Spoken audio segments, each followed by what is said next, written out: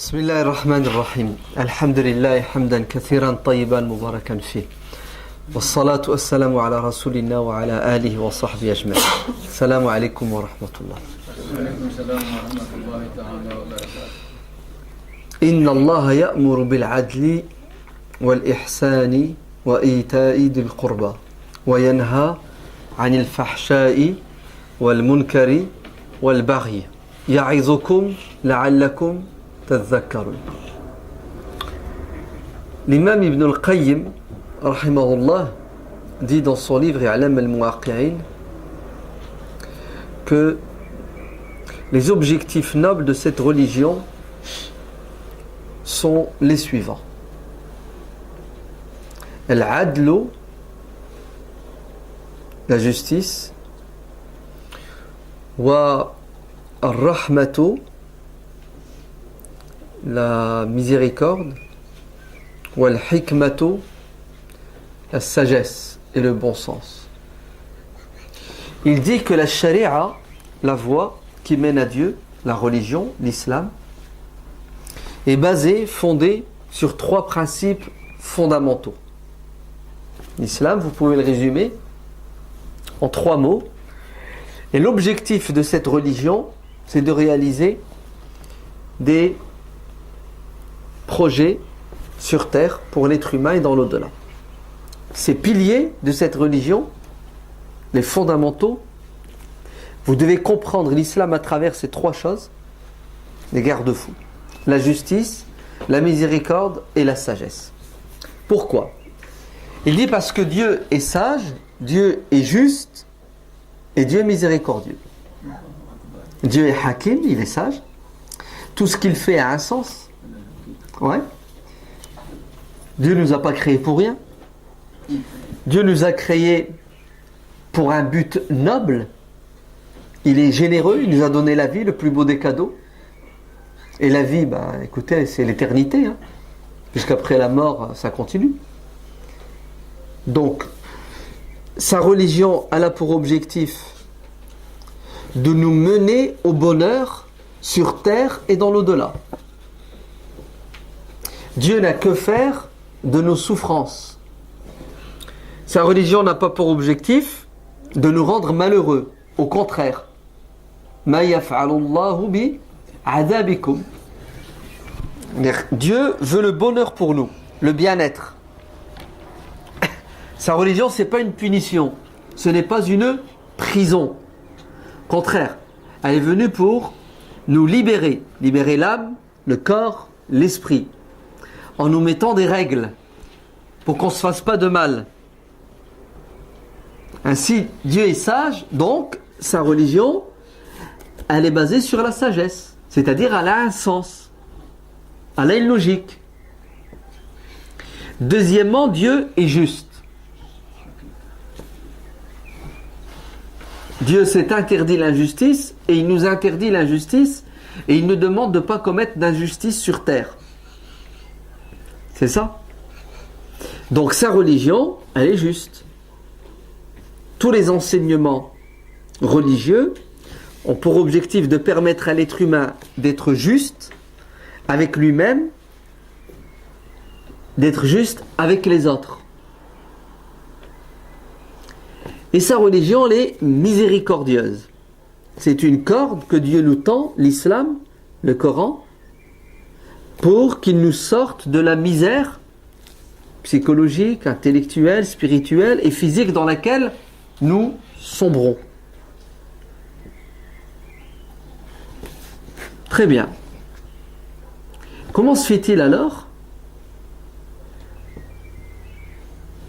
que sur terre, il y a de l'injustice, il y a des choses qui sont contre le bon sens, et il y a le contraire de la miséricorde?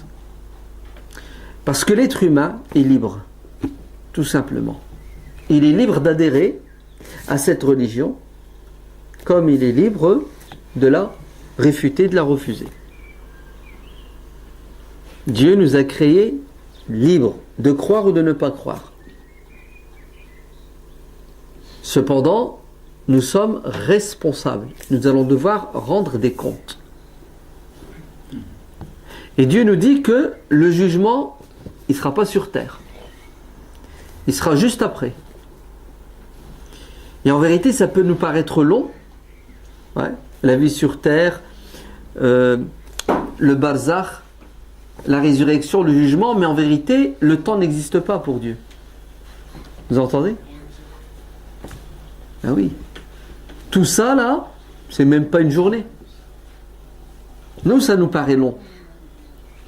Mais dans l'absolu, le temps ne joue pas du tout. Quand on va ressusciter, on va se poser des questions. Combien de temps on a dormi dans notre tombe? Je sais pas, une journée, une soirée, une demi-journée, une heure, on ne sait pas. Et les anges vont dire, vous avez dormi un tout petit peu, c'est rien du tout. C'est quelques secondes par rapport à l'éternité. Donc l'être humain est libre de faire ce qu'il veut sur terre. وَلَا تَحْسَبَنَّ اللَّهَ غَافِلًا عَمَّا يَعْمَلُ الظَّالِمُونَ. Et Dieu est au courant de ce que l'on fait, de bien ou de mal. Et nous allons payer la facture un jour ou l'autre. فَمَنْ يَعْمَلْ مِثْقَالَ ذَرَّةٍ خَيْرًا يَرَهُ وَمَنْ يَعْمَلْ مِثْقَالَ ذَرَّةٍ شَرًّا يَرَهُ. Tu fais du bien, tu le verras. Tu fais du mal, tu paieras. Ça s'appelle de la justice, non? Très bien. Donc cette religion, elle est quoi? Elle est basée sur des vertus, sur des fondements. Je les rappelle, hein? Retenez-les. La justice, la miséricorde et la sagesse. Et tout ce qui est contraire à la justice, à la miséricorde, à la sagesse, est contraire à l'islam. Oui, vous avez entendu? Tout ce qui est contraire à ces vertus est contraire à l'islam. Même si certains musulmans, quel que soit leur niveau de science, prétendent que cette chose contraire, c'est l'islam. Par exemple, je vais vous dire un hadith. Le prophète sallallahu alayhi wa sallam a dit: demandez conseil à vos femmes et faites le contraire de ce qu'elles vous diront.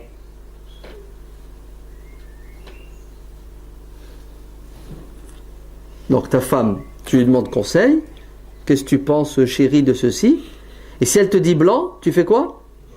Noir. Noir, le contraire. Parce qu'une femme, elle ne peut pas donner un bon conseil. Elle va donner que de la bêtise, puisque les femmes, elles sont bêtes. C'est ça? C'est pas tout le temps le cas. Mais alors tu fais quoi du hadith que je viens de citer? Il faut l'interpréter. Comment tu vas l'interpréter? Demande à ta femme conseil et fais le contraire. Comment tu l'interprètes?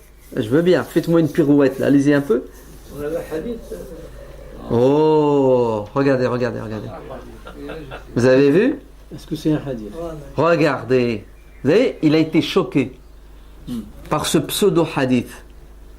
J'ai heurté son intelligence, j'ai heurté son bon sens, j'ai heurté la justice, j'ai heurté la miséricorde.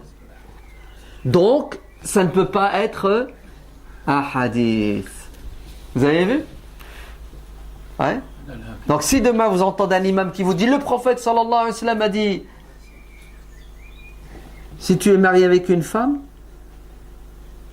et qu'elle est bien avec toi, attention, après 40 ans, même si elle est bien avec toi pendant 40 ans, un jour ou l'autre, elle va quoi? Elle va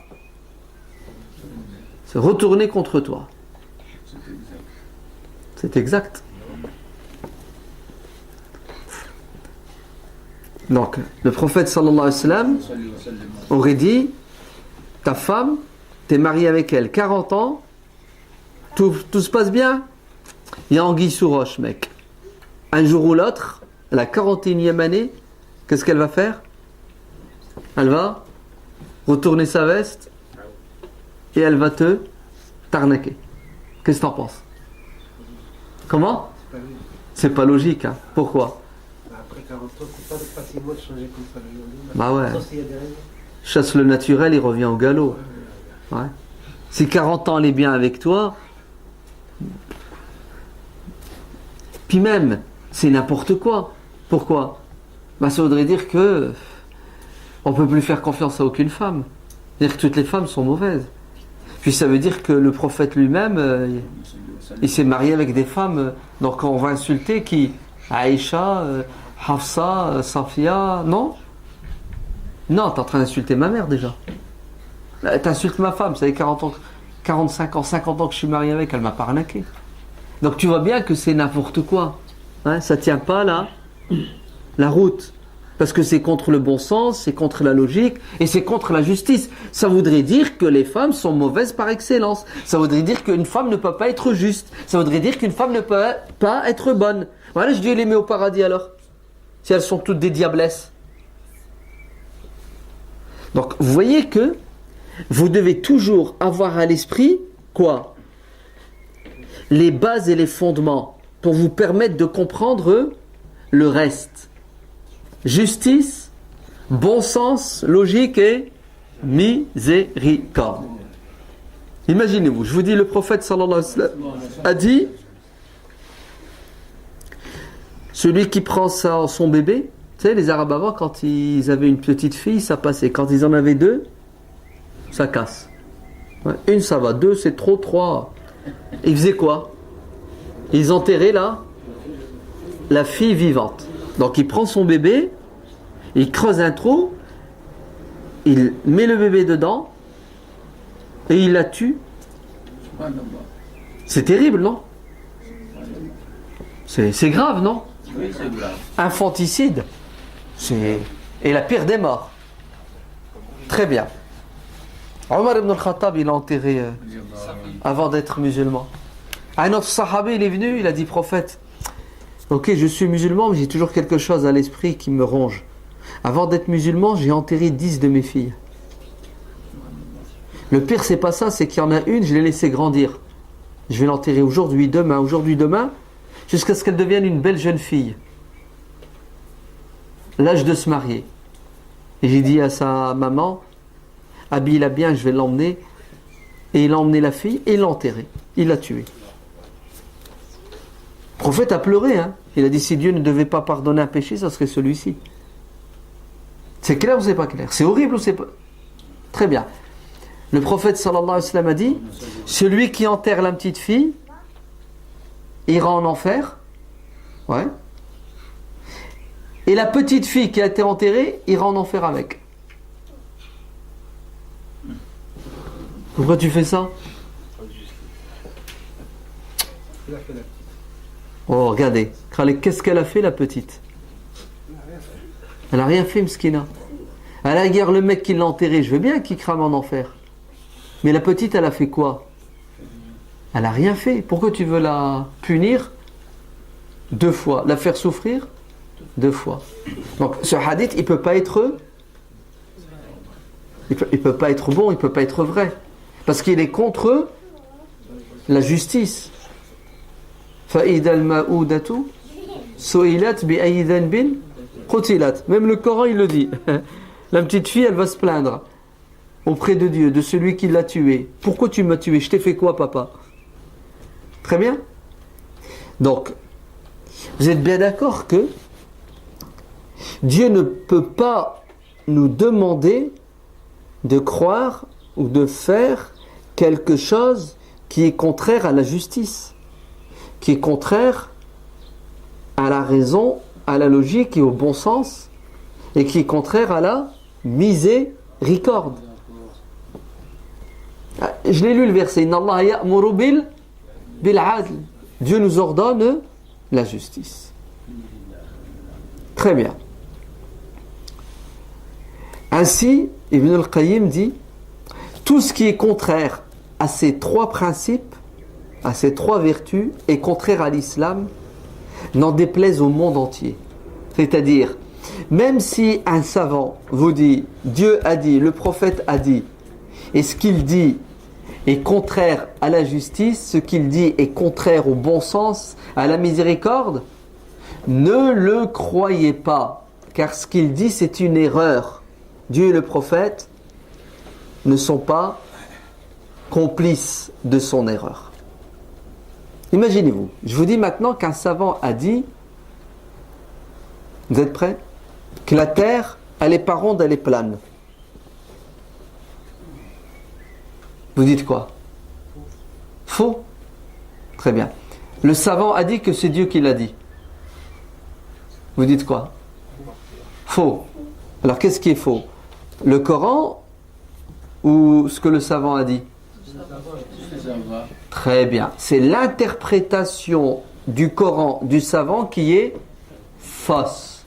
On est d'accord? Parce que la terre ne peut pas être plane. Elle est quoi la terre?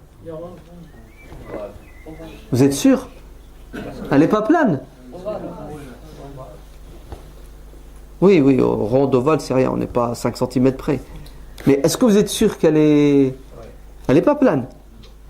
T'es certain?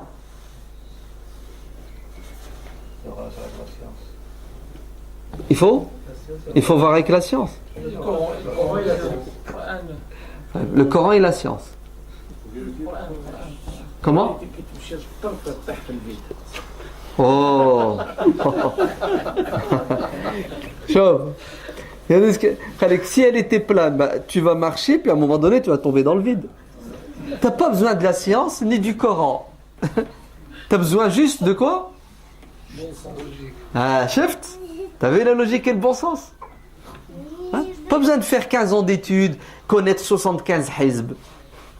Si elle était plane, tu prends ta voiture, ton vélo, tu roules, à un moment donné, c'est le... Logique ou pas logique? Ça coule de soi, non? Agib. Heureusement qu'il est logique. Hein? Il serait pas logique. Il serait capable de dire qu'elle est...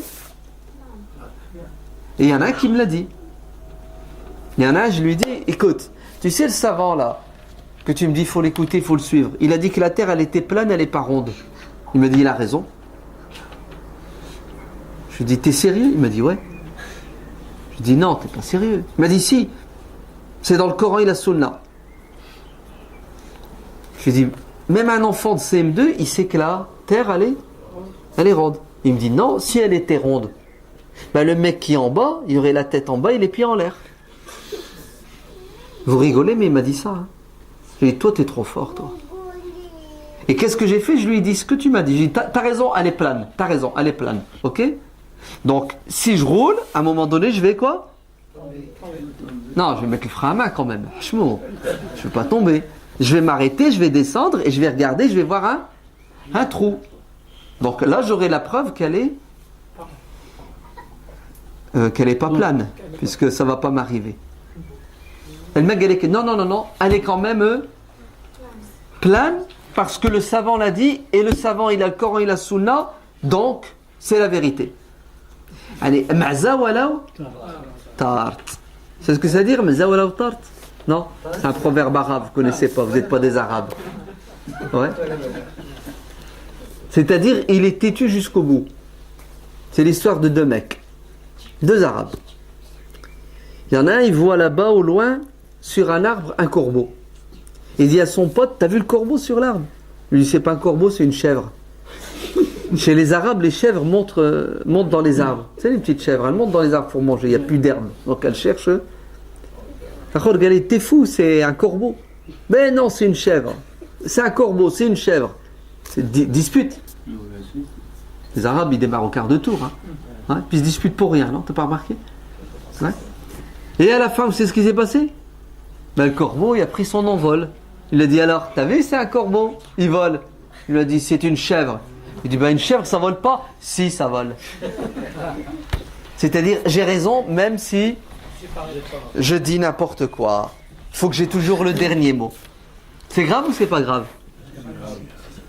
Non, c'est doublement grave. C'est catastrophique, exactement. Ouais. Parce que tu es contre le bon sens.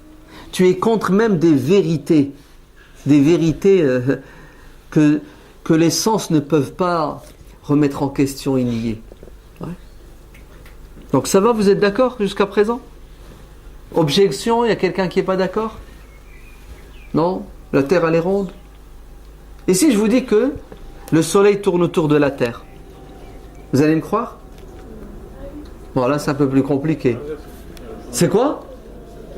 C'est l'inverse. C'est la Terre qui tourne autour du Soleil.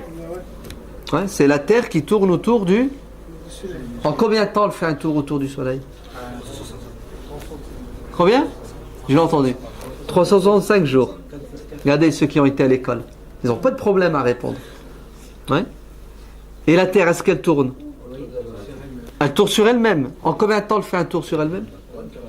24 heures. C'est bien. Pour ça qu'il y a la nuit et le jour. Vous avez remarqué, hein? Ah ben moi je vais vous dire, vous êtes prêts?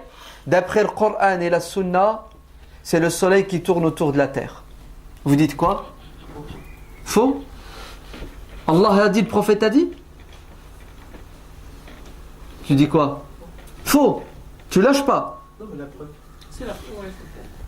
Allah il a dit dans le Coran, le prophète l'a dit dans les hadiths. Je crois pas qu'il va.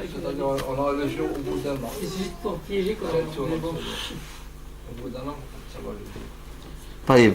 Le frère Galaxy, le soleil tourne autour de la terre, il faut attendre 1 an pour avoir le jour. Vous avez vu? Vous avez ceux qui ont été à l'école? Ceux qui sont diplômés? Vous avez vu? Ah ben moi, cheikh. Non, le soleil tourne autour de la terre. Mais lui, bac plus 5, bac plus 6, même pas lui là, terminal, ça il peut pas l'avaler, il n'accepte pas. Parce que c'est contre des vérités scientifiques et c'est contre le bon sens et la logique. Le problème il est où à votre avis? Il est dans mon interprétation du Coran et des hadiths. Pourquoi? Parce que Dieu ne peut pas dire le contraire de ce qu'il a fait. Dieu il a créé la terre ronde, il ne va pas dire qu'elle est carrée. Il sait ce qu'il fait, non? Parce que si Dieu a créé la terre carrée, ronde, et il nous dit qu'elle est carrée, n'importe qui parmi nous va dire, Ya Allah, tu t'es trompé. Et Dieu ne peut pas se tromper. Dieu est parfait. Ouais. C'est clair ou c'est pas clair? C'est clair? Ouais. Magnifique. Alhamdulillah. Ça va. Vous avez un cerveau, vous le faites marcher, c'est bien. Il ne faut surtout pas le mettre au chômage. Hein? Ouais? L'aql, votre cerveau, là, votre raison. des protéines. Aujourd'hui, il y a un peu les qu'on manque de protéines. Il marche au ralenti. Surtout, n'abandonnez pas la raison. Sinon, vous savez ce qui va vous arriver? Vous allez adhérer à une secte. C'est quoi une secte? C'est un gourou qui prétend avoir la science infuse. Il sait tout. Il est capable de quoi? De faire ton bonheur. Et il te dit, tu dois croire, tu dois me suivre. Et tu dois dire amen à tout ce que je dis, à tout ce que je fais. Et ne réfléchis pas. La raison, tu la laisses où ça? Dehors avec les chaussures. Si vous faites ça, vous êtes mort. Car le premier rigolo qui va vous parler, il suffit qu'il parle bien. Même pas, il suffit qu'il soit bien habillé. Ouais. Il suffit qu'il ait une belle barbe. Il suffit qu'il dise 2 mots en arabe ou 3. Et tout de suite, vous dites quoi? Amen. Et vous suivez bêtement. Question. Oh, mais est-ce que j'ai le droit de discuter? Est-ce que j'ai le droit de remettre en question? Est-ce que j'ai le droit de critiquer? Est-ce que j'ai le droit de poser des... Vous avez intérêt de poser des questions. Si vous n'avez pas compris, si vous n'êtes pas convaincu, si vous êtes choqué, vous avez intérêt de réagir. Sinon, vous n'êtes plus des êtres humains. Car c'est quoi le propre de l'être humain? C'est qu'il est capable de raisonner, il est capable de dire je suis d'accord et je ne suis pas d'accord. J'ai compris, j'ai pas compris. Il n'y a que l'animal qu'on guide malgré lui. Mais nous, Dieu nous a comblés. Il nous a donné la capacité de penser et de réfléchir. Alors il faut la garder. D'ailleurs, celui qui ne réfléchit plus n'est plus responsable. On l'appelle le fou. Est-ce que le fou est responsable en islam? Très bien. On dit Rufi'a anhul qalam, c'est-à-dire les anges ne prennent pas note de ce qu'il fait et de ce qu'il ne fait pas parce qu'il n'est pas responsable. Est-ce que celui Qui dort est responsable? Non. Si tu dors, t'as pas fait ta prière, t'as pas fait de péché, puisque tu dors. Ouais. Tu dors, tu te mets debout, tu es somnambule, ouais. Tu ouvres la fenêtre et tu te jettes par la fenêtre et tu meurs. Tu es responsable? Tu n'es pas responsable, tu n'es pas considéré comme quelqu'un qui s'est suicidé. Celui qui ne fait pas marcher son cerveau, on l'appelle le fou irresponsable. Alors, ne devenez pas des fous. Vous entendez? Aïcha radiallahu anha, la mère des croyants, elle est dans sa chambre et elle entend Abu Huraira radiallahu anhu, un compagnon, qui parle et qui dit: le prophète sallallahu alayhi wa sallam a dit 3 choses annulent la prière quand elle passe devant celui qui prie. Elle est en train de prier, si ces 3 choses passent devant toi, ta prière est nulle. Un chien noir, il passe devant toi, ta prière est nulle. Ok? Un âne, himar, il passe, ta prière est nulle. Et une femme. Aïcha, quand on a entendu ça, elle a pété les plombs. Dans sa chambre, elle dit: non, c'est pas vrai, le prophète n'a jamais dit ça. Vous savez pourquoi elle dit ça? Elle dit: parce que moi, le prophète c'est mon mari, je vis avec. La nuit, quand il veut prier, je suis allongé, il prie, et entre la Qibla et lui, il y a qui? Il y a moi, allongé. Et comme notre chambre elle est trop petite, quand il voulait se prosterner, il me touchait, je retirais mes jambes, il se prosternait. Et après je les allongeais. Et en plus, je priais pas avec lui, j'étais en période de règles. Donc, Abu Huraira, tu dis n'importe quoi. Le prophète, il n'a pas dit ça. Tu t'es trompé d'ailleurs. Le prophète a dit, les gens avant l'islam disaient ça. Hein, c'est comme ça qu'elle a interprété. Avant, les Arabes disaient les 3 choses annulent la prière.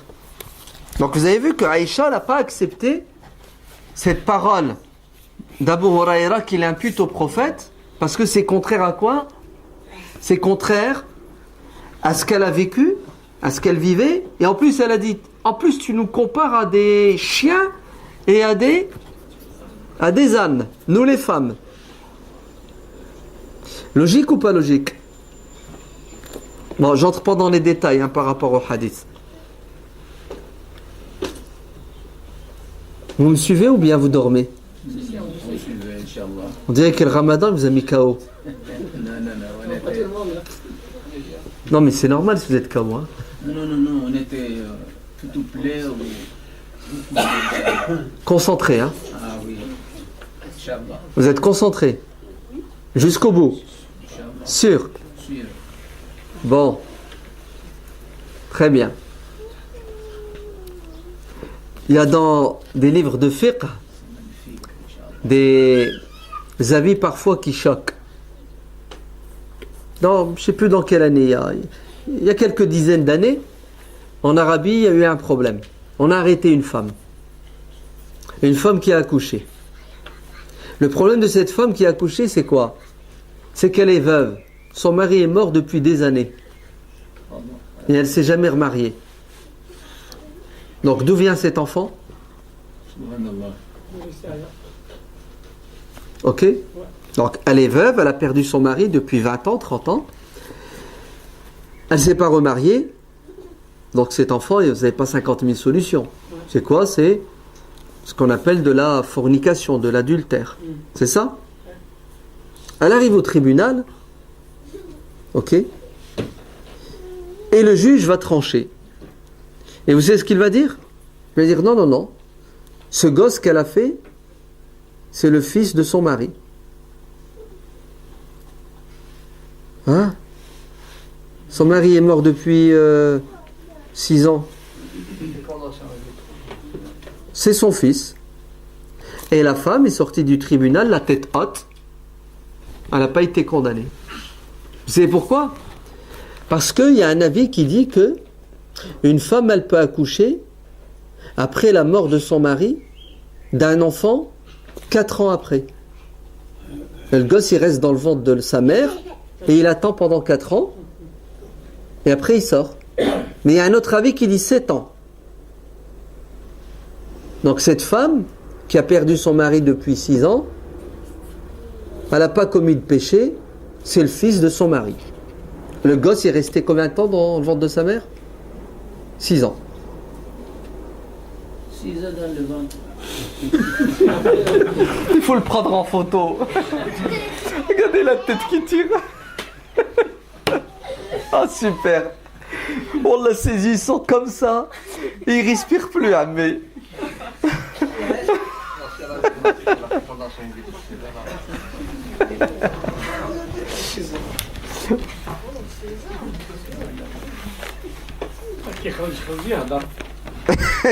Quand il est sorti, il parlait déjà. Il joue au foot. À 6 ans, il joue au foot. Alors, qu'est-ce que vous en pensez? Non, ça c'est il y a 1000 ans que nos savants disent ça. Ouais, ça c'est des avis qui... Qu'est-ce que vous en pensez? C'est possible? C'est possible qu'une femme, elle tombe enceinte, et le gosse, il reste 5 ans au chaud, il ne paie pas de loyer, pas d'électricité, dans le ventre de sa mère. Et après 5 ans, il en a marre, il dit, bon, allez, c'est bon, maman, je peux sortir. Il décide de sortir. Vous êtes d'accord que c'est pas... C'est pas seulement que c'est pas logique, c'est pas biologique du tout. Ouais. Parce que le gosse, il fait quoi pendant 5 ans? Il bouffe ou il bouffe pas? S'il bouffe, il va grossir. Mais s'il grossit, elle n'est pas claire, la mère. S'il arrête de bouffer, ben il va crever. Oui ou non? Donc, vous êtes bien d'accord que cet avis, c'est un avis qui ne tient pas la route. Il a été dit à une époque par des gens qui n'avaient pas la science qu'on a aujourd'hui. Donc, ça va? Vous me suivez ou vous ne me suivez pas? Très bien, alhamdulillah. C'est pas parce qu'un cheikh il a parlé, c'est pas parce qu'on a lu dans un livre que c'est toujours la vérité. Il faut garder un esprit, c'est ça, hein, il faut garder un esprit critique. Il faut, en fait, il faut suivre ce que l'imam Ibn Taymiyyah, l'imam Ibn al-Qayyim ont dit. L'islam, c'est la religion de la logique et du bon sens. Ibn Taymiyyah a dit que Dieu, pour préserver les musulmans de l'égarement, il leur a donné 2 choses. Et pour qu'on ne s'égare pas, Allah nous a donné 2 cadeaux. Si on s'accroche à ces 2 cadeaux, on restera sur le chemin droit. 2 choses. Quelles sont les 2 choses que Dieu nous a données pour ne pas nous égarer? La première, le Coran. Et la deuxième, la Sunna. Non. Non. C'est pas ce qu'il dit. C'est pas ce qu'il dit. Oh. Eh oui. L'imam Ibn Taymiyyah a dit, Dieu nous a donné 2 choses pour ne pas nous égarer. La révélation, al-wahy, la révélation, et la raison, al-aql. Et quand il dit la révélation, tu sais ce que ça veut dire? C'est-à-dire le Coran et la Sunna. Hein. Allez. Ah oui, c'est évident ça. Ça, parce que le Coran lui tout seul, tu peux rien en faire. Il faut la Sunna qui l'explique. Donc Allah nous a donné 2 choses. La révélation, le Coran ou la Sunna. C'est ça? Et la deuxième chose, vous savez c'est quoi? C'est l'aql. Parce que si Dieu te donne le Coran et la Sunna et tu n'as pas d'aql, ils vont te servir? Ben, ils ne te servent à rien. Tu as besoin de quoi pour comprendre? Non, pour croire au Coran. Tu as besoin de quoi? Tu as besoin du aql. Dieu le dit, afala? Ben oui. En enfer, vous savez ce qu'ils vont dire en enfer? Law kunna nasma'u aw na'qilu ma kunna. Eh oui. Si tu ne raisonnes pas, tu réfléchis pas, tu peux pas croire. C'est pour ça, un vieux qui a 90 ans, qui est grabataire, qui est plus capable de penser, de réfléchir, tu viens, tu l'invites à l'islam. Ben, s'il ne croit pas, c'est pas grave, il va quand même au paradis. Vous savez pourquoi? Parce qu'il n'a plus ses facultés intellectuelles pour croire. Ah oui, c'est comme ça. Donc, pour éviter l'égarement, qu'est-ce qu'il nous faut? Il nous faut la révélation et il nous faut la raison. La raison toute seule n'est pas suffisante. Parce que la raison, elle est limitée. À un moment donné, tu es bloqué. La raison, son domaine, c'est ce que tu vois, ce que tu sens, ce que tu touches, ce que tu goûtes, ce que tu entends. Les 5 sens. Après, tu crées l'imagination. Mais ton imagination est prisonnière de tes 5 sens. C'est pour cela, écoutez bien, Dieu nous a dit de faire un effort intellectuel pour le découvrir à travers la réflexion, la contemplation, l'univers. Mais, à un moment donné, on est bloqué. Nous avons besoin de l'aide de Dieu. Et c'est là où Dieu nous envoie des prophètes avec le Coran et l'explication du Coran pour que nous ayons des réponses à toutes les questions. Car la raison apporte des réponses à certaines questions et pas à d'autres. Et quand les deux se marient, la raison et la révélation, qu'est-ce que ça donne? Un être humain équilibré. C'est ça? Logique, sensé. Vous me suivez? C'est pour cela que l'islam combat 3 choses, pardon. L'islam combat l'ignorance, le jahl. Car l'ignorance, c'est un handicap. L'islam combat, écoutez bien, el-hawa, la passion, car la passion aveugle la raison, elle l'empêche de fonctionner. Et troisièmement, l'islam combat le taqlid, suivre quelqu'un sans réfléchir, même tes parents. Inna wajadna. Ah, mes parents ils faisaient comme ça. Awala kana aba'uhum la ya'qilun. L'héritage, tu vois, je suis mes parents, mes ancêtres. Mais attends, et si tes ancêtres étaient bêtes, ils réfléchissaient pas, tu les suis quand même? Vous avez vu? Parce que ces 3 choses sont l'ennemi de la raison et de la révélation. Car les 3 choses handicapent la raison et la révélation. Clair ou pas clair? C'est clair? C'est bien. Si jamais c'est pas clair, vous le dites, si vous avez des remarques. Parce qu'après, ça va être waouh. Tout ça, c'est une introduction. Maintenant, on va quoi? On va se baser sur ça pour dire autre chose. Est-ce que c'est possible que la révélation qui vient de Dieu soit en conflit avec la raison que Dieu a créée? Sainte. L'imam Ibn Taymiyyah, il a écrit un livre qui est comme ça. C'est quoi le titre et la thématique du livre? Zar'u ta'arudi al-aql wa al-naql. C'est ce que ça veut dire. Pas de contradiction entre la révélation et la raison. Parce qu'Allah qui nous a créés avec l'aql, il nous a envoyé un livre qui n'est pas venu remettre en question l'aql. Mais l'aql, la raison et la révélation travaillent ensemble pour atteindre un objectif qui est l'adoration. Vous allez dire, attends, stop, temps mort. Ali ibn Abi Talib radiyallahu anhu a dit, il a dit quoi? Il a dit, si la religion c'était une question de raison, alors quand on fait les ablutions, on s'essuierait le dessus des chaussettes et non pas le dessous. Quand vous faites l'odo sans enlever vos chaussettes, vous essuyez où? Dessus ou en dessous? Au-dessus. Ben Ali, il dit, si l'islam c'était une religion logique, il faudrait essuyer en dessous. Parce que c'est en dessous qui est... Donc, on fait quoi? On essuie le... Et c'est pas logique. Donc, l'islam, c'est pas logique. Vrai ou faux?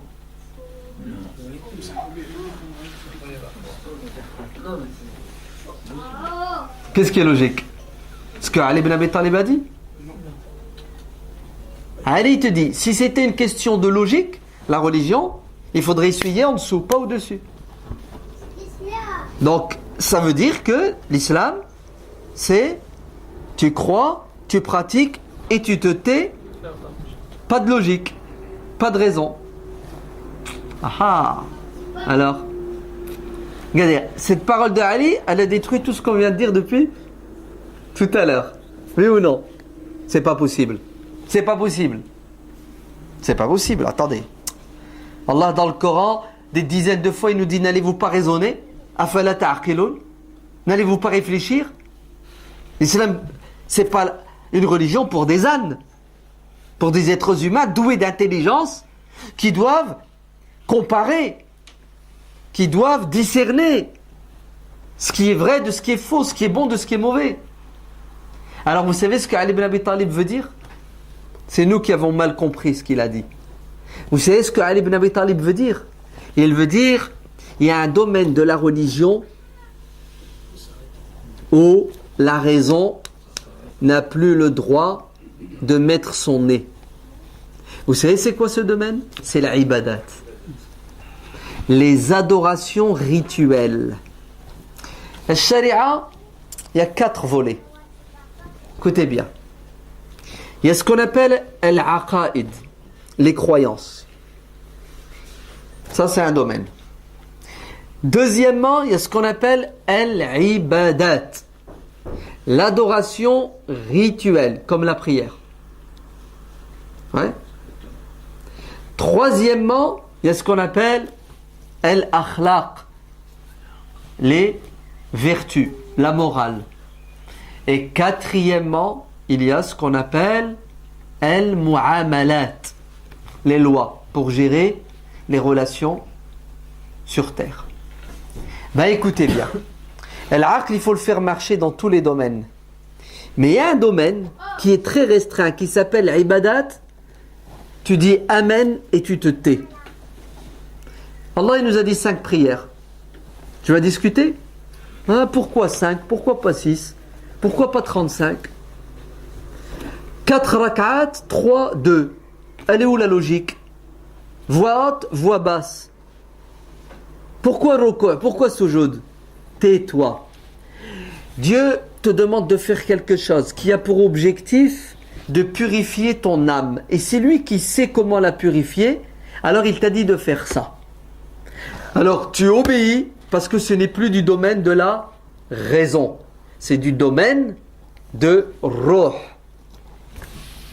Vous avez compris? La preuve, c'est que Ali ibn Abi Talib, il dit quoi? Il dit qu'il faut essuyer au-dessus et pas... Ouais, mais les autres compagnons disent le contraire. Hein. Ah oui. Oui, qui c'est qui a dit? J'ai entendu une Malikiya. Qui c'est qui dit ça? Anta? Ahsant, exactement. Chez les Malikites, le bas. Oui. Eh oui, tu savais pas. Donc t'es pas venu pour rien à la mosquée. Hein. Tu vas ressortir moins bête. Oui. T'as des sahaba, prends le muwatta de l'imam Malik, tu verras. Des sahaba, ils te disent c'est le bas qu'il faut essuyer. Vous me suivez? Donc il y a un domaine où il faut quoi? Il faut que la raison se soumette. C'est ça? Et suivre, parce qu'il faut bien faire des choses.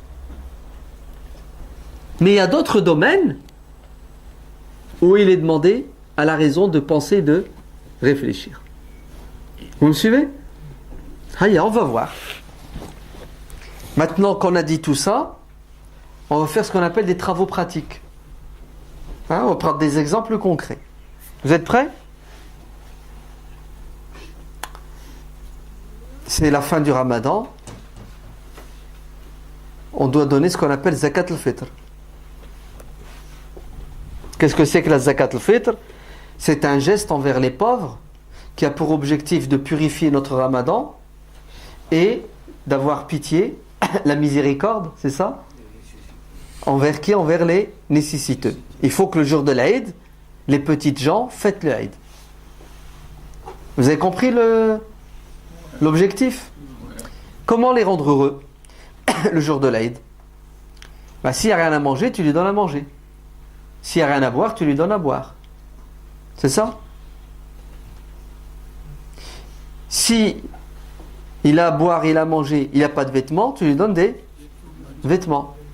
Il a à boire, il a à manger, il a des vêtements, mais ce jour de l'Aïd, il a besoin de 50 € pour faire une dialyse.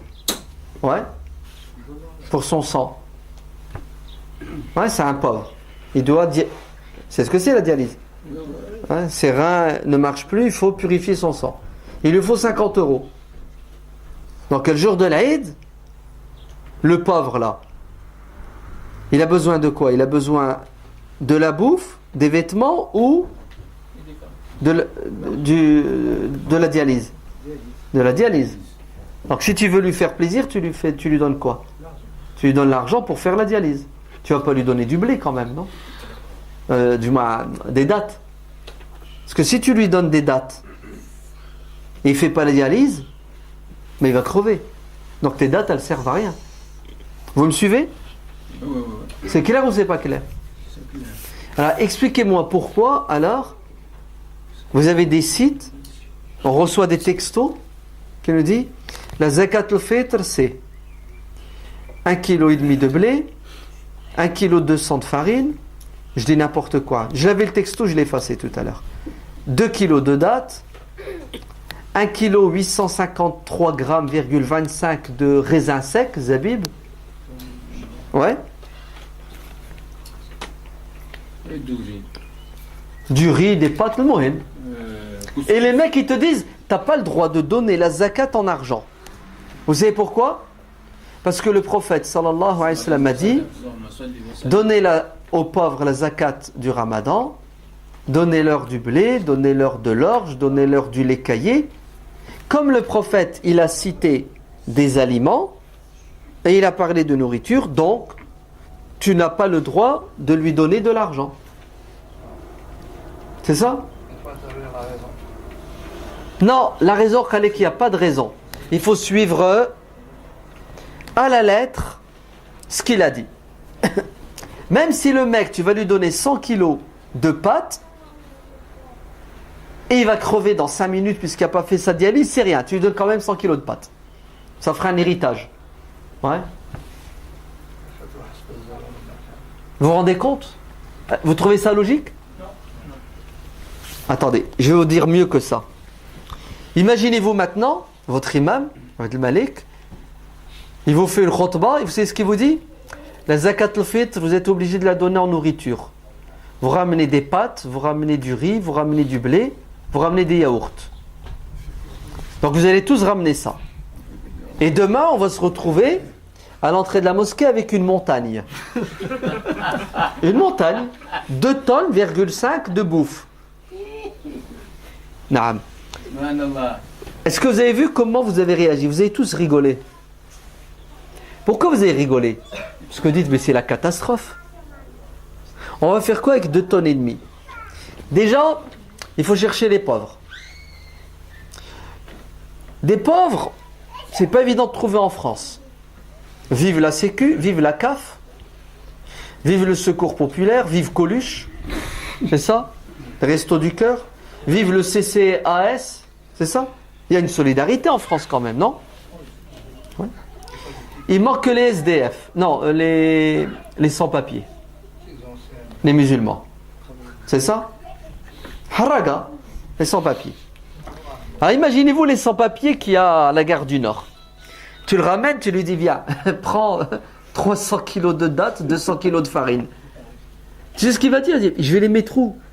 Je suis sans papier, sans domicile fixe. Je squatte de temps en temps chez quelqu'un. Ils vont pourrir. Tu lui dis, écoute mec, à prendre ou à laisser. Tu dis, mais je fais comment pour les transporter? J'en ai rien à foutre. Ta zakat, elle est là, à prendre ou à laisser. Bon, le mec, il a la haine. Il aurait préféré 150 € dans sa poche. Oui ou non? C'est plus léger. Il peut les cacher sans problème. Et en plus, ils vont pas pourrir, les 150. Ouais? Non, le mec, il est coincé. Ben, vous savez, s'il a intelligent, ce qu'il va faire? Il va prendre des 150 kilos. Ouais? Je sais pas comment il va faire, mais Allah, il va appeler ses potes. Ouais? Et il va chercher quelqu'un pour lui vendre. Exactement. Il va aller voir un mec, il va dire, tiens, s'il te plaît, achète-moi ça. Et le mec, s'il est intelligent, il va dire combien? Attends, 150 kilos de dattes, hein? Ouais. C'est combien les dattes en ce moment chez les Arabes? 5 € le kilo. On va dire 5, on va arrondir à 5. 150 kilos de dattes fois 5, ça fait 750 €. C'est ça? Donc le commerçant, il voit 750 € devant lui. Tu sais ce qu'il va lui dire? Il va dire, je les prends tes dattes. Ok. L'Arabé, le SDF, miskin, sans domicile fixe et sans papier, il va dire, ok, donne-moi 750 €. L'autre, tu vas dire, mais t'es malade toi. Je les achète pas au prix où je les vends. Moi, je les vends 5 € le kilo. Toi, tu me fais un prix. Ok, allez, 4 €. Il va dire, pas de problème, je te les prends 2 €.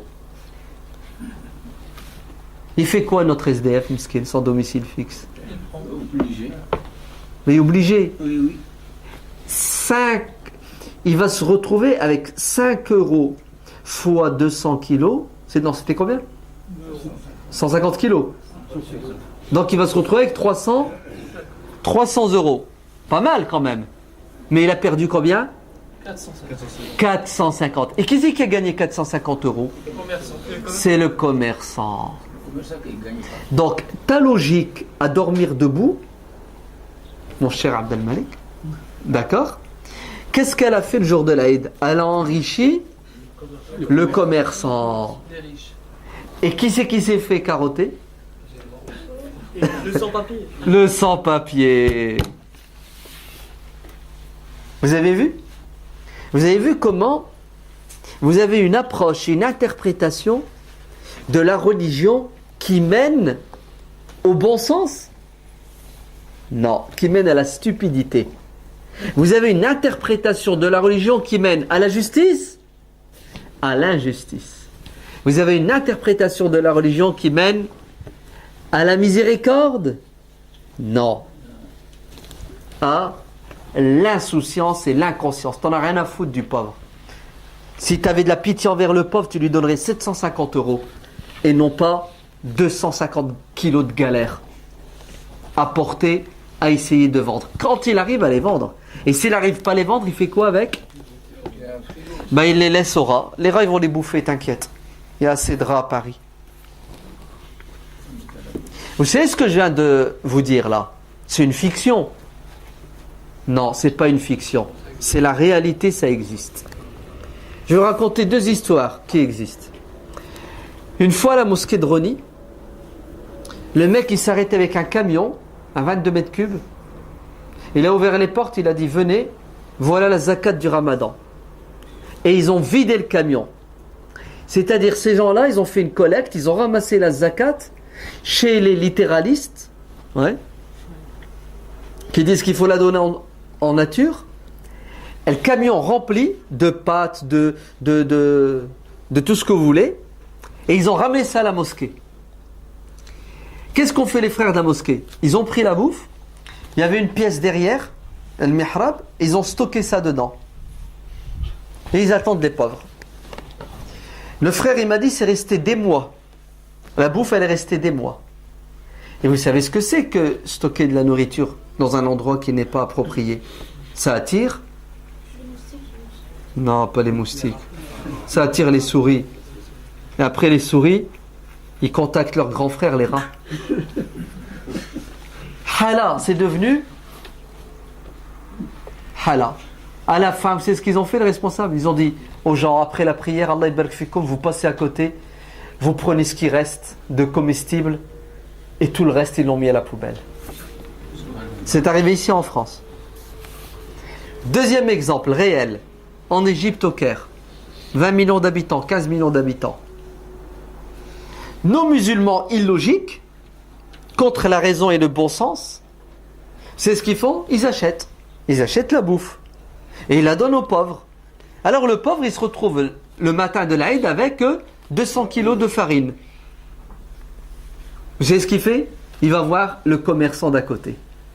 Il lui dit, j'ai 200 kilos de farine. Il lui dit, pas de problème. Le commerçant qui l'a vendu à 1 euro le kilo, la rachète aux pauvres 20 centimes du kilo. Business is business. Qu'est-ce que vous en pensez? Stupide ou pas stupide? C'est grave ou c'est pas grave? C'est grave. C'est pas une trahison de la religion, ça? Vous trahissez, écoutez bien, les objectifs de la religion en vous attachant à une interprétation superficielle de la religion, sous prétexte que le prophète il a fait comme ça, on doit faire comme ça. C'est faux. Ce n'est pas parce que le prophète a fait une chose qu'on doit la faire. Ça dépend de ce qu'il a fait. Est-ce qu'il l'a fait en tant que messager qui reçoit la révélation et qui doit transmettre la religion? Ou est-ce qu'il l'a fait en tant que chef d'État? Est-ce qu'il l'a fait en tant que chef militaire? Est-ce qu'il l'a fait en tant que juge? Est-ce qu'il l'a fait en tant qu'être humain avec ses goûts et ses couleurs et ses envies? Pourquoi vous mélangez tout? Regardez. Un jour, le prophète sallallahu alayhi wa sallam, il voit des compagnons en haut d'un arbre qui s'appelle le palmier dattier.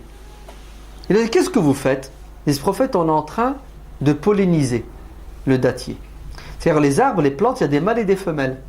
Il faut qu'ils s'accouplent pour pouvoir donner des fruits. Donc ils prennent le pollen, le spermatozoïde du palmier mâle pour le mettre du côté de la femelle.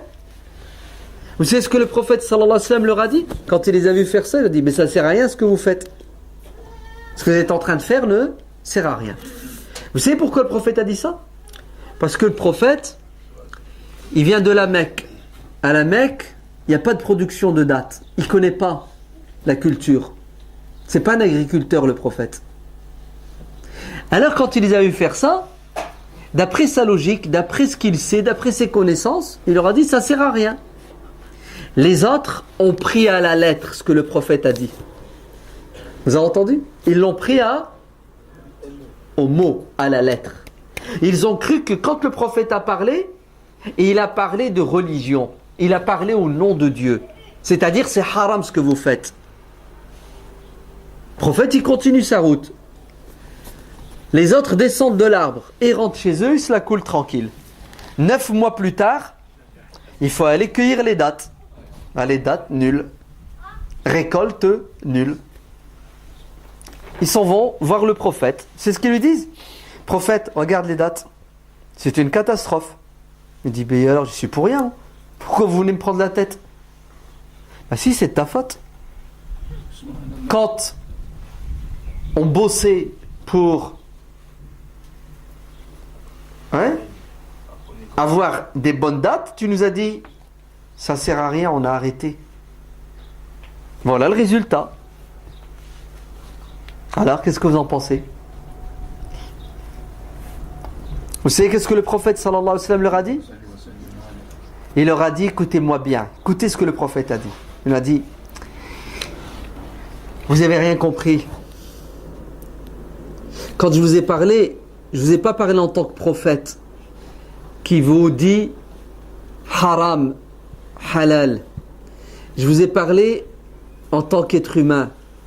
C'était un avis personnel. Vous n'étiez pas tenu de le suivre. Quand il s'agit des choses de ce bas monde, vous êtes plus expert que moi. Moi, je ne connais pas votre truc, moi, les prophètes. On s'est planté.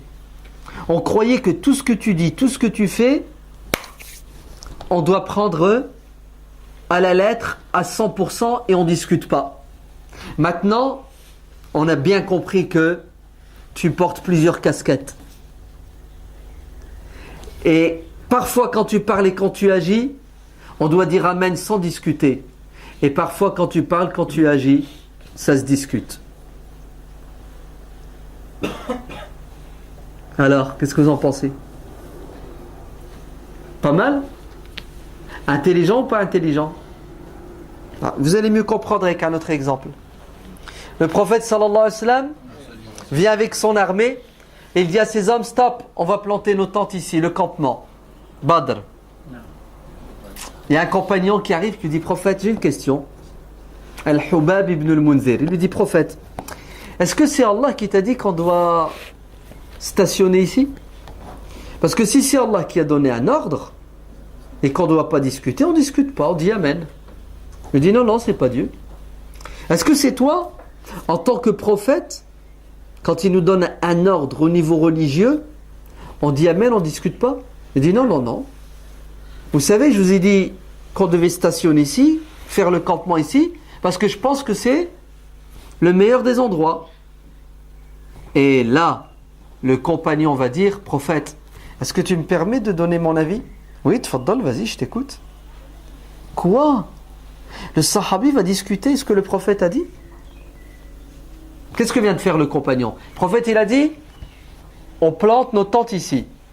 Pourquoi le sahabi n'a pas dit Amen? Le prophète y a parlé. Normalement, on doit quoi? On doit obéir. Sans discuter, sans réfléchir. Ben non, le compagnon, il n'a pas fait ça. Pourquoi le compagnon, il n'a pas fait? Pourquoi le compagnon, il n'a pas dit Amen et il s'est soumis? Vous savez pourquoi? Parce qu'il a été éduqué par le prophète qui lui a appris qu'il devait quoi? Vous avez compris? Les autres, là, avec les palmiers, ils n'avaient pas compris. Ça leur a coûté une petite facture. Prophète, tu me permets? Bien sûr. Je suis qui? Bien sûr, tu peux discuter ce que je dis, ce que je pense. Vous entendez? Regardez, le compagnon se permet, ose discuter ce que le prophète dit, ce que le prophète fait. Et là, le compagnon dit, prophète, c'est pas le meilleur des endroits. Moi, je te fais une autre proposition. Il vaut mieux que nous ayons les puits derrière nous.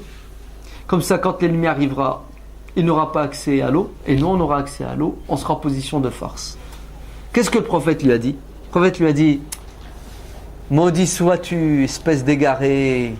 Tu remets en question ma sunna, mes ordres et mes paroles. Celui qui désobéit au prophète, désobéit à Dieu. Tu dois obéir à Dieu, tu dois obéir au prophète. Vous savez qu'est-ce qu'a dit le prophète? Il a dit bravo. Nickel. T'as raison. Allez hop, on bouge le camp. Pas mal, non? Intelligent ou pas intelligent? Intelligent, hein? C'est trop beau, c'est trop fort. Le prophète sallallahu alayhi wa sallam, il est à la Mecque. Vous savez ce qu'il dit à ses compagnons? Il dit, écoutez-moi bien. La Mecque est un territoire sacré. De tel endroit à tel endroit. Vous voyez, il va mettre les limites. C'est ce que c'est le haram al-Makki. Hein? Il y a une surface, quelques kilomètres carrés. Quand tu rentres dedans, tu n'es plus libre de faire ce que tu veux. Protection. Ça s'appelle al-Haram al-Makki, la terre sainte. Le prophète dit, dans ce périmètre, vous n'aurez pas le droit de tuer des animaux. C'est la chasse. Ouais. Vous n'avez pas le droit de même ramasser un objet perdu. Et il dit, et vous n'avez pas le droit de couper les arbres. Couper les arbres. C'est clair? Il y a un compagnon qui lève la main. Prophète, question, remarque. Quoi? Les compagnons, ils osent lever la main et discuter ce que le prophète dit? Ajib. C'est impressionnant ça. Au moins le prophète, quand il parle, on doit dire quoi? On doit dire Amen.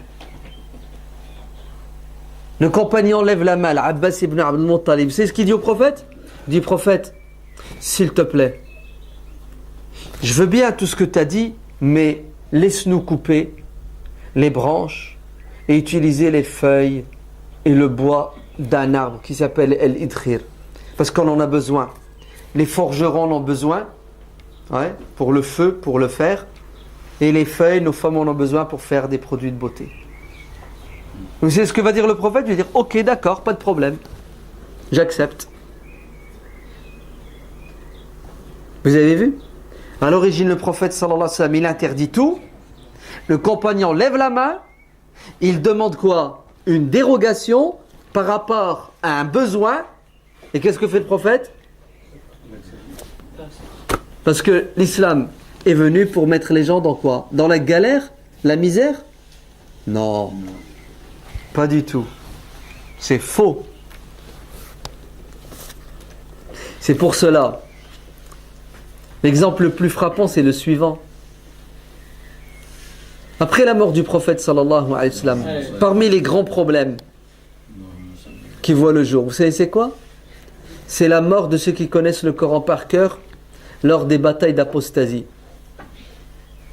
Et Omar va venir voir Abu Bakr. Il va lui dire, ya Abu Bakr, il faut réagir. Le calife. Le Coran, ouais, va disparaître. Le Coran n'existait pas sous forme d'un livre. Les gens l'avaient dans la tête, dans le cœur, comme on dit. Et puis, certains avaient des passages chez eux. C'est des fragments. Mais il n'y avait pas un livre complet comme ça. On dit un mushaf. Alors, Omar dit à Abu Bakr, si ceux qui connaissent le Coran par cœur meurent tous au champ de bataille, le Coran disparaît avec leur mort. Donc moi je te fais une proposition pour que le Coran ne disparaisse pas. On fait un livre. Un livre. Qu'est-ce que lui dit Abu Bakr? Il lui dit non. Je ne suis pas d'accord. Pourquoi? Parce que le prophète ne l'a pas fait.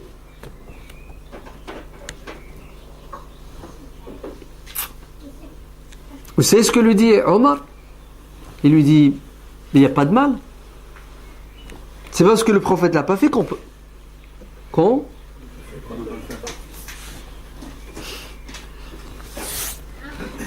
Qu'est-ce qu'on nous rabâche sans arrêt? Ah, stop, arrête là, tu fais quoi là? T'as pas le droit, le prophète il l'a pas fait. Ah, bouge pas. Arrête de parler. Le prophète il a pas fait ça. Ah oui. Il y a rigolo, c'est ce qu'il a dit. Il a dit, avant le Jumu'ah, il y a des imams qui parlent un quart d'heure, une demi-heure avant le Jumu'ah. Après, haram, bid'a. Le prophète, il n'a jamais fait ça. Espèce de rigolo. Je prends la parole avant le Jumu'ah, en français parce qu'il y en a qui ne comprennent pas l'arabe, en dialecte arabe parce qu'il y en a qui ne comprennent pas l'arabe littéral. Ah non, t'as pas le droit, le prophète, il montait sur le minbar, il faisait son discours. Donc, ta leçon avant la khutbah, c'est une... Le prophète l'a pas fait. Vous vous rendez compte? C'est terrible, non? Qu'est-ce que dit Omar à Abu Bakr? Il lui dit, le fait de faire un Coran, huwa khair, c'est un bien, c'est positif, il n'y a rien de négatif. Au contraire, Omar va apporter ses arguments, Abu Bakr va apporter ses arguments, et qui c'est qui va gagner? Qui c'est qui va l'emporter? Barakallahu fik, jazakallahu khairan, merci Omar. Merci Omar. Sinon, le Coran aurait quoi?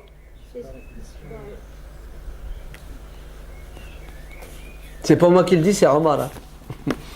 Ya Abu Bakr, il faut vite mettre le Coran par écrit, sinon il va disparaître avec la mort des compagnons. La première des bid'a en islam, c'est ce Coran. Hada, vous avez ce Coran? C'est la première des bid'a. Le prophète l'a pas fait. Abu Bakr ne l'a pas fait. Et le premier qui l'a fait, c'est qui? C'est Omar. Vous dites quoi de Omar alors? Mubtadi', égaré. Il n'a pas fait ce que le prophète a fait. Et il a fait le contraire de ce que Abu Bakr voulait. Vous dites quoi alors? Vous avez vu? Quand on s'enferme dans des interprétations littéralistes, quand on est borné, ça mène à un mur. Direct. Et ça empêche l'islam d'être accessible à tout le monde et d'être praticable dans la souplesse et la facilité. Mais pour que tout cela se fasse, Allah, il faut toujours garder à l'esprit ce qu'Ibn Taymiyyah a dit. Il n'y a pas de contradiction entre la révélation et la raison pure. Il n'y a pas de contradiction entre Sahih al-manqoul wa sarih al-ma'qoul. Quand un texte nous vient de Dieu de manière sûre et certaine, il ne peut pas être en contradiction avec le bon sens.